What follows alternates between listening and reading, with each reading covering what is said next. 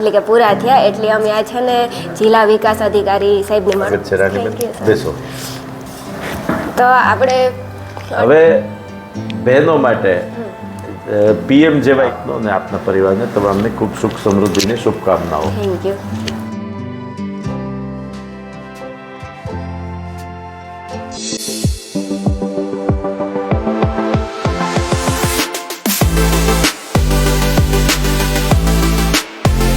સીતારામ, જય વચરાજ, કી હે બધાની મજામાં. આપણે ભૂપેન્દ્રભાઈ પટેલ અમે સીએમ સાહેબ આપણે મળવા ગાતા જ એણે 2 વર્ષ આજ પૂર્ણ થયા એટલે કે પૂરા થયા એટલે અમે આ છે ને જિલ્લા વિકાસ અધિકારી સાહેબને મળવા આવ્યા. એના પાસેથી આપણે જાણીએ કે 2 વર્ષમાં કામ કર્યા સરકારી.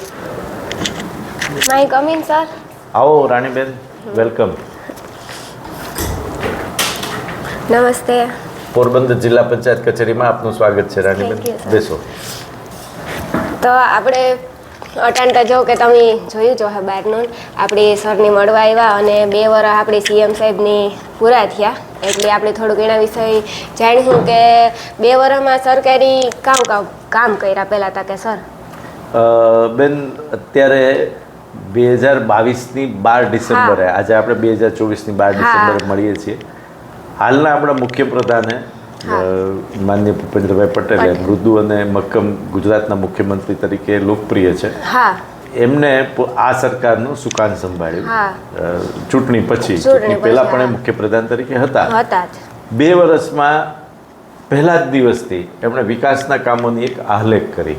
આપ જાણો છો કે આપણા ભારતના વડાપ્રધાન માનનીય નરેન્દ્રભાઈ મોદી સાહેબ જ્યારે પણ ગુજરાતના મુખ્યપ્રધાન હતા ત્યારે એમણે વિકાસના કાર્યોને એક નવો વેગ આપ્યો. માનનીય વડાપ્રધાનશ્રી અને માનનીય મંત્રીશ્રી પણ 2047નું વિઝન જ્યારે આપણે આઝાદીના 100 વર્ષ પૂર્ણ થશે એની વિકાસની યાત્રા લઈને આગળ વધ્યા છે. તો આ 2 વર્ષમાં ગુજરાત સરકારે વિવિધ કામો કર્યા. એ કામોની તમને હું યાદી કહું તો કેટલી બધી યોજનાઓ, નવી પોલિસીઓ આપણે લોન્ચ કરી. એટલે કે આ મહિલાને લગતી કંઈ પણ આપણી પોલિસી હોય એ પણ અટાણ તો કેટલું બધું આવે ગયું કે મહિલા પણ આપણે કેટલી અટાણ આગળ વધી ગયું. જે એક જમાનો હતો કે જે કંઈ ખબર ન પડતી અટાણે લેડીઝ એટલું આગળ કામ કરે ને એ બધી સરકાર થકું જ કરે ને કે એટલી યોજના કાઢી તારી જ સરકાર લેડીઝ એટલું કરે શકે ને. બેન, તમે ખુદ એક મહિલા છો. આપનું ગ્રામ્ય વિસ્તાર સાથે ખૂબ જોડાણ છે. આપ પોરબંદરથી છો. આપ ખુદ અભ્યાસ કરો છો. તો ગુજરાત સરકારે મહિલા સશક્તિકરણ માટે વિશિષ્ટ પગલાઓ લીધા છે. એમાં ખાસ કરીને જો મહિલાની સૌથી અગત્યની વાત છે તો મહિલાઓ સામાન્ય રીતે પોતાના સ્વાસ્થ્ય વિશે સૌથી વધારે દુર્લક્ષ છે. બરાબર ને? કુટુંબમાં દરેક વ્યક્તિનું ધ્યાન રાખતી મહિલા છે એ પોતાનું ધ્યાન ન રાખે. આ મુદ્દો ગુજરાત સરકારના ધ્યાનમાં આવ્યો અને સગર્ભા મહિલાઓની કેર કરવાની, કિશોરીઓની કેર કરવાની અને તમામ મહિલાઓની સ્વાસ્થ્ય સંબંધી જે યોજનાઓ છે એની સુચારુ રૂપે અમલવારી થાય એ માટે વિશિષ્ટ કામગીરી કરવામાં આવી છે. તો મહિલા સશક્તિકરણના ભાગરૂપે આરોગ્ય વિભાગ દ્વારા આપણી સગર્ભા મહિલાઓની વિશેષ કાળજી રાખવામાં આવે છે. સગર્ભા મહિલાઓના સતત સંકટમાં રહીને જે હાઈ રિસ્ક ડિલિવરી બહેનો જે આપણી છે ગ્રામ્ય વિસ્તારમાં, આપ તો જાણો છો કે કોઈમાં પોષણની કમી હોય, કોઈ પોતાના પ્રત્યે દુર્લક્ષ સેવતા હોય, કોઈ યોગ્ય સમયે ખોરાક ન લેતી હોય, તો એવી બહેનોની નિયમિત રીતે આરોગ્ય વિભાગ દ્વારા ચકાસણી થાય છે. ખાસ કરીને જે હાઈ રિસ્ક પ્રેગ્નન્સી વુમન છે, લેડી છે, એમને સમયાંતરે ધનુરની રેસી, લો તત્વની ગોળી, કેલ્શિયમની ગોળી એ તમામ બહેનોને આપવામાં આવે છે.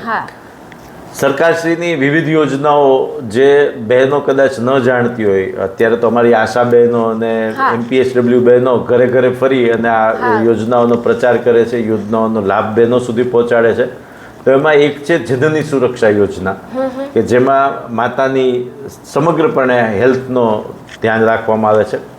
પ્રધાનમંત્રી સુરક્ષિત માતૃત્વ યોજના, નમોશ્રી યોજના અંતર્ગત બહેનોને આર્થિક સહાય આપવામાં આવે છે. અમુક જગ્યાએ બહેનોની પાસે કુટુંબ ચલાવવામાં કંઈ આર્થિક ભીડ હોય તો એ પહેલું બલિદાન પોતાની હેલ્થનું આપે. બરાબર? તો એ પણ એમને આપવામાં આવે છે. ઉપરાંત એમના પોષણ માટે થઈ અને પૌષ્ટિક આહારથી પોષણને લગત જોખમી ચિહ્ન નિવારી શકાય એ માટે એમની સુરક્ષિત રીતે ઇન્સ્ટિટ્યુશનલ ડિલિવરી કરવામાં આવે એ માટેના વિશેષ પ્રયત્નો કરવામાં આવે છે. આરોગ્ય વિભાગના જિલ્લાના પોરબંદરમાં આપણી આશા બહેનો ઘરે ઘરે ફરે છે. અને રાણીબેન, આપણે મહિલાઓને લગતી સ્વાસ્થ્યની અને આરોગ્યલક્ષી યોજનાઓની જે ચર્ચાઓ કરીએ એ ઉપરાંત ગુજરાત સરકાર એવું નથી માત્ર બહેનો માટે જ પોલિસી કરે છે, એ ઉપરાંત આપણે સર્વાંગી વિકાસ માટે ગુજરાતના તમામ લોકો માટે, તમામ ક્ષેત્રના લોકો માટે, તમામ વિસ્તાર માટે ગુજરાત સરકાર વિવિધ યોજનાઓ લઈને આવી છે, વિવિધ પોલિસીઓ જાહેર કરી છે. તો એ અંતર્ગત આપણે છેલ્લા 2 વર્ષમાં આપણા માનનીય મુખ્યપ્રધાનશ્રીના ભૂપેન્દ્રભાઈ સાહેબના વડપણ હેઠળની આ સરકારે નવી ખરીદ નીતિની જાહેરાત કરી છે. ખૂબ આમૂલ પરિવર્તનો કર્યા છે. ગુજરાતની નવી ટેક્સટાઇલ પોલિસીની રચના કરી છે. આપ સૌ જાણો છો કે સુરત અને એની આસપાસના વિસ્તાર માટે ટેક્સટાઇલનો આપણો જે ઉદ્યોગ છે એ ભારતમાં અગ્રણી સ્થાન ધરાવે છે. કુટીર અને ગ્રામોદ્યોગ પોલિસી પણ સરકારે જાહેર કરી છે. જેટલા ગ્રામોદ્યોગોને પ્રોત્સાહન મળશે એવા તમામ લોકોને, સમાજના તમામ ક્ષેત્રના લોકોને રોજગારીનું સર્જન થશે. તો સરકાર એ બાબતે પણ ચિંતિત છે. ત્યારબાદ આપ જે વિષયની વાત કરતા તે નારી ગૌરવ નીતિ પણ જાહેર કરી છે. નારીઓના ઉત્થાન માટે આપણે શું શું નવી યોજનાઓ કરીને એમાં કેટલું કેટલું આપણે પ્રગતિ કરી એ પણ આપણે આગળ ચર્ચા કરીએ છીએ. Gujarat renewable energy policy, solar પેનલથી આપણે કેટલી વીજળીનું ઉત્પાદન કરીએ છીએ એની પણ અલગથી એક પોલિસીની રચના સરકારે કરી છે. સેમિકન્ડક્ટર પોલિસી, આપ સૌ જાણો છો કે અત્યારે જે કંઈ પણ આપણા ઇલેક્ટ્રોનિક ગેજેટ્સ છે, મોબાઈલ છે, લેપટોપ છે, કોમ્પ્યુટર્સ છે, એ તમામમાં સેમિકન્ડક્ટર ચિપ હોય એ જરૂરી છે. એને લગતી પણ એક નવી પોલિસીની જાહેરાત સરકારે કરી છે. ન્યૂ આઈટી પોલિસી જાહેર કરી છે. આપણા જે યુવાનો અત્યારે આઈટી ક્ષેત્રમાં આગળ વિકાસ કરી રહ્યા છે એ લોકોને સપોર્ટ આપવા માટે પણ આ કરી રહી છે. અને ગ્રીન હાઇડ્રોજન પોલિસી પણ કરી રહી છે. આ ઉપરાંત છેલ્લા 2 વર્ષમાં ગુજરાત સરકારે વિવિધ યોજનાઓની પણ વાત કરી છે. તો એ વિશે પણ હું આપને જણાવું તો સુશાસનની સિદ્ધિઓ જે આપણે કહીએ ને કે ભાઈ શાસન નહીં પણ સુશાસન હોવું જોઈએ. તો અત્યારે આપણા સુશાસનમાં 5Gનો એક કન્સેપ્ટ છે. 5G આપણે મોબાઈલમાં વાપરીએ છીએ. ઉપરાંતનો હું કહું તો ગરવું ગુજરાત, ગુણવંતું ગુજરાત, ગ્રીન ગુજરાત, ગ્લોબલ ગુજરાત અને ગતિશીલ ગુજરાત. 5Gના કન્સેપ્ટથી ગુજરાત સરકાર સર્વાંગી વિકાસ કરી રહી છે. આમાં આપણે G20ની બેઠકનું હોસ્ટ પણ કર્યું. G20 આપણા વિકસિત જે 20 દેશ છે એના આપણે અહીંયા કર્યું. આ ઉપરાંત નીતિ આયોગની તર્જ ઉપર ગુજરાતમાં ગ્રીટની રચના પણ થઈ. ગુજરાત સ્ટેટ ઇન્સ્ટિટ્યુશન ફોર ટ્રાન્સફોર્મેશનની રચના થઈ. ગુજરાતમાં 2649 અમૃત સરોવરની રચના થઈ. આઝાદીના 75 વર્ષ પૂર્ણ થયા ત્યારે દરેક જિલ્લામાં 75 આપણા નવા સરોવરની રચના થાય એ પ્રકારનું માન્ય વડાપ્રધાનશ્રીનું ને માન્ય મુખ્યપ્રધાનશ્રીનું એક સ્વપ્ન હતું. આગામી દિવસોમાં તમને એક બહુ સરસ વાત કહું રાણીબેન, 9 મહાનગરપાલિકાઓ બનવા જઈ રહી છે. ગુજરાત સરકારે જાહેર કરી છે. એ 9 પૈકીની એક આપણી છે પોરબંદરની. પોરબંદર અત્યારે નગરપાલિકા છે. એમાં મહાનગરપાલિકા આવતા પોરબંદર શહેરના વિકાસમાં, નવા ટાઉન પ્લાનિંગમાં એક નવો વધારો થશે અને પોરબંદરને એક વધારે સારી સુખાકારી મળશે અને વધારે શહેરીકરણ બાબત તરફ આપણે આગળ વધશું. હવે હું મહિલાઓ માટેની જે આપણી આરોગ્યની ને અન્ય યોજનાઓ છે એની હું જો ચર્ચા કરું તો નારી સશક્તિકરણમાં 2023માં સરકારે પહેલી વખત વિચાર્યું કે એક જેન્ડર બજેટ કરીએ.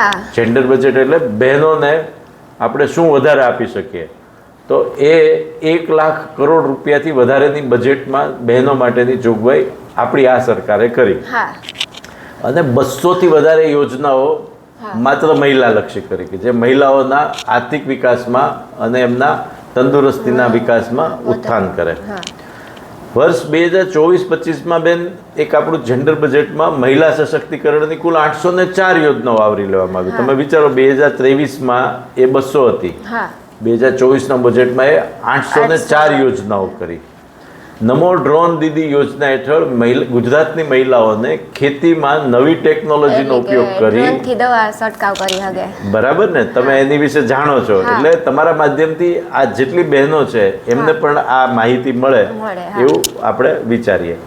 આ ઉપરાંત આપણા લોકલાડીલા મુખ્યમંત્રી માનનીય શ્રી ભૂપેન્દ્રભાઈ પટેલે નવી ટેક્સટાઇલ પોલિસી 2024 જાહેર કરી. હવે એ પોલિસીનો મુખ્ય હેતુ શું હતો એ ખ્યાલ છે આપને? મહિલાઓને રોજગારી અને મહિલાઓના સ્વસહાય જૂથો જે સેલ્ફ હેલ્પ ગ્રુપ આપણે જે કહીએ છીએ ગ્રામ્ય વિસ્તારોમાં છે એ સેલ્ફ હેલ્પ ગ્રુપની વાતો પણ આપણે આગળ કરીશું. એમાં એ જૂથોના સશક્તિકરણનો વ્યૂને આપણે પહેલીવાર બહેનો માટે PMJY કાર્ડ છે એની લિમિટ એટલે તમામ માટે, પણ બહેનો પણ આનો લાભ લઈ શકે. 5 લાખની આપણી જે મફત સારવારની યોજના હતી એ વધારીને 10 લાખ કરવામાં આવી. બરાબર. ત્યારબાદ આપણે બહેનો માટે બીજી શું શું કામગીરી કરી એ જો જોઈએ, આર્થિક રીતે પગભર થાય એ માટેની વિચારધારાથી એક national livelihood rural livelihood mission નામનો પ્રોગ્રામ શરૂ કર્યો, જેને આપણે ટૂંકમાં NRLM કહીએ છીએ, અથવા તો ખૂબ એકદમ લોકપ્રિય ભાષામાં સખી મંડળ કહીએ છીએ. સખી મંડળમાં 10 બહેનો ભેગી થઈ અને પોતાનું મંડળ કરે. એમને સરકાર દ્વારા લોકલ ફંડ આપવામાં આવે, સ્ટાર્ટઅપ ફંડ આપવામાં આવે.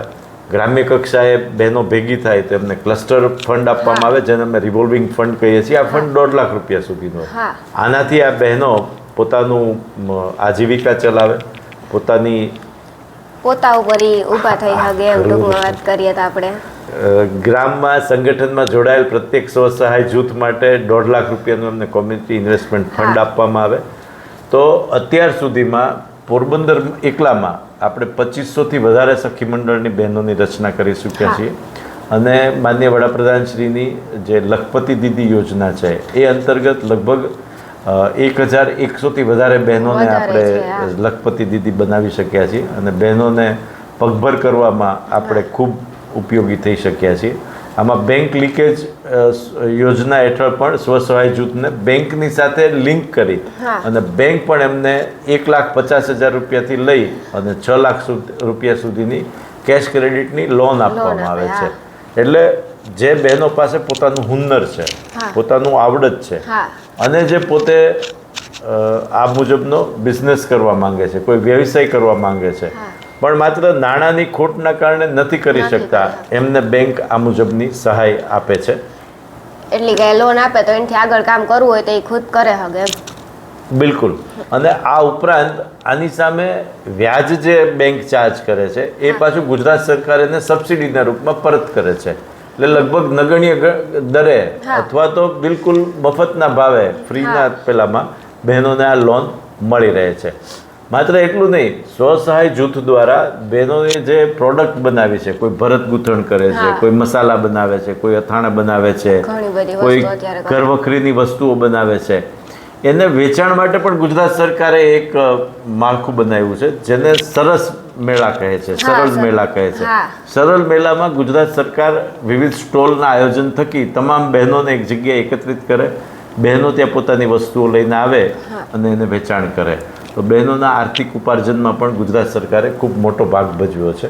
તો આ પ્રકારની વિવિધ યોજનાઓ ગુજરાત સરકારે કરી છે અને આપના યુટ્યુબના માધ્યમથી અથવા તો આપના સોશિયલ મીડિયાના માધ્યમથી તમામ બહેનોને આ યોજનાઓની જાણકારી છેવાડાના માણસ સુધી મળે, ગ્રામ્ય વિસ્તારના બહેનોને મળે અને ગુજરાત સરકારની આ વિકાસની ગતિમાં બહેનો પણ પોતાનું યોગદાન આપે એવી શુભેચ્છાઓ સાથે આપણે અમારી સાથે આવ્યા, જિલ્લા પંચાયતમાં આવ્યા અને સરકારની વિવિધ યોજનાઓ વિશે આપે જાણકારી મેળવી એ બદલ આપનો ખૂબ ખૂબ આભાર. આપનો આભાર સર. આપણે અમારા સબસ્ક્રાઈબરની બધાની માહિતી દીધી એની થોડું ઘણું આપણે ખબર પડી બધી કે અટાણે સરકારી એટલી વસ્તુ કરી તો આપણે એનો બધું આનંદ લેવો જોઈએ એમની જરૂરી જ છે. અટાણે પહેલાંનો જમાનો હતો એક તો લેડીઝ બિસાડાનું કંઈક કામ કરવું હોય પણ એનું બજેટ ન હોય, ફેમિલી લોકો પૈસા ન આપતા હોય, ફેમિલી પણ નબળા હોય એવી વસ્તુ થતી હોય. પણ અટાણતા જે આપણે આપણા લોનની વાત કરી તો આપણે એટલી બધી લોન જડે, ઉપરથી આપણી સબસિડી પણ જડે, તો આપણી એનાથી આપણે કંઈ પણ બિઝનેસ આપણો સ્ટાર્ટ કરવા માંગતા હોય તો આપણે એનાથી બિઝનેસ કરી શકીએ. ખૂબ ખૂબ આભાર, ધન્યવાદ સર. ખૂબ આભાર રાણીબેન, આપનો અને આપના પરિવારને તમામને ખૂબ સુખ સમૃદ્ધિની શુભકામનાઓ. Thank you.